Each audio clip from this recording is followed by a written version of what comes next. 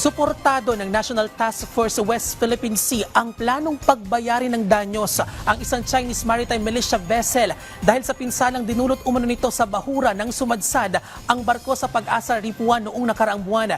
Tinatayang aabot naman sa mahigit 11 milyong piso ang halaga ng nasirang coral reef. May detalye si Patrick De Jesus.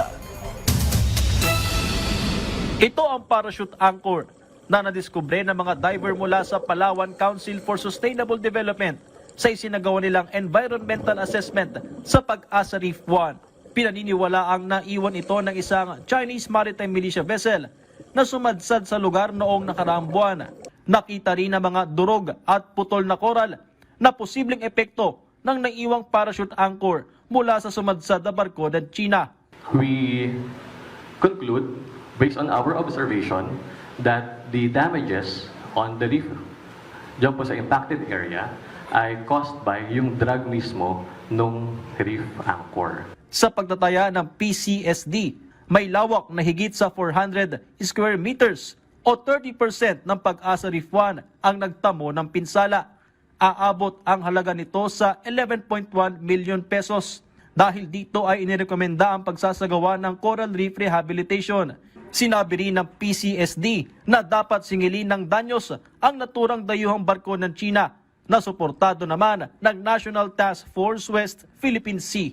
The National Task Force for West Philippine Sea expresses concern over the this reported environmental damage caused by a Chinese vessel near Pag-asa Reef number 1, approximately 2.6 kilometers east of Pag-asa Island. We're hopeful that through the Department of Foreign Affairs, we can be able to reach out to them and to present to them the damages that they incurred because of that grounding incident.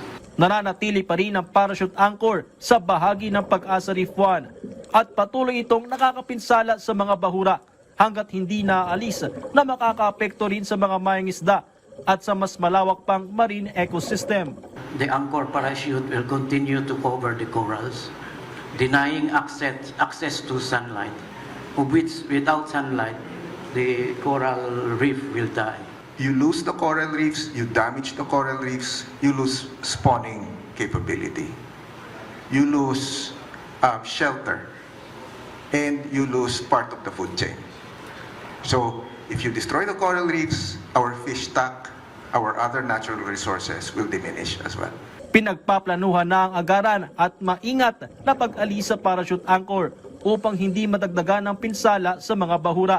Nasa 300 square meters ang lawak nito, habang 9 meters naman ang lalim kung saan ito natagpuan.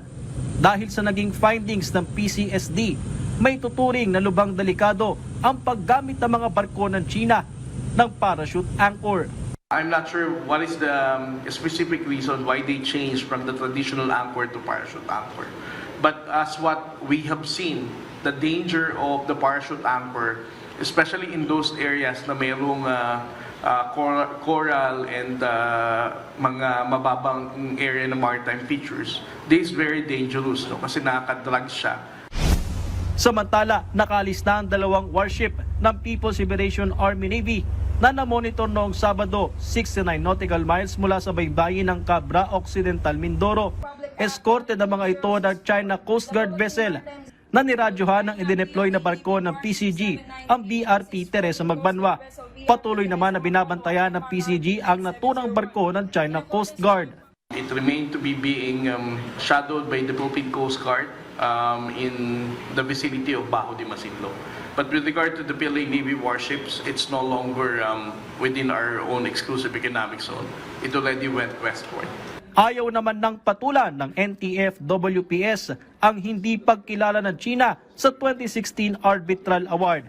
Ang Pilipinas, iginiit na legal at may basehan ito at patuloy na titindig ang bansa sa West Philippine Sea alinsunod sa international law.